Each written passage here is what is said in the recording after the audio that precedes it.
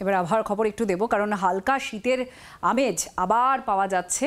আজ আর কাল কিছু জেলায় বৃষ্টি হতে পারে এমনই পূর্বাভাস দেওয়া হয়েছে। একাধিক জেলায় আকাশ মেঘলাও থাকবে। সোমবার থেকে আরও কিছুটা পারদ পতনের ইঙ্গিত দেওয়া হয়েছে। বছরের শেষ কটা দিন হালকা শীতের আমেজেই কাটবে। বর্ষ শেষ আর বর্ষবরণে শীতের আমেজ পাবেন বঙ্গবাসী। জানুয়ারির প্রথম সপ্তাহে ফের জাঁকিয়ে শীতের সম্ভাবনা রয়েছে।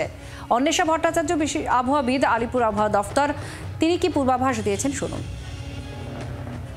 তুলনামূলকভাবে ঠান্ডা পড়বে এখন যা আছে তার তুলনায়।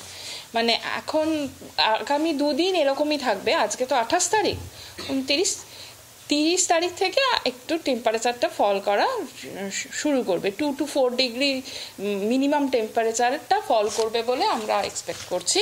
সেটাও একদিনে ফল করবে না, সেটাও গ্র্যাজুয়ালি 3 days ধরে ফলটা হবে। আমি 4-5 দিনের মধ্যে মেইনলি মানে কলকাতা এবং পার্শ্ববর্তী অঞ্চল বা গ্যাঞ্জেটিক ওয়েস্ট বেঙ্গলে মেইনলি ক্লিয়ার স্কাই থাকবে। আর টেম্পারেচারের কথাটা অলরেডি বললাম যে আগামী দুদিন নো লার্জ চেঞ্জ, এবং তারপর থেকে আস্তে আস্তে গ্র্যাজুয়ালি 3 days মধ্যে এই টেম্পারেচারটা 2 to 4 ডিগ্রি ফল করবে।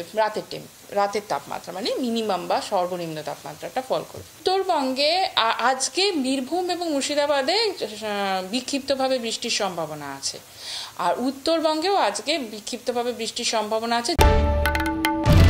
বাংলার আওয়াজ, বাঙালির আবেগ, জি 24 ঘন্টা।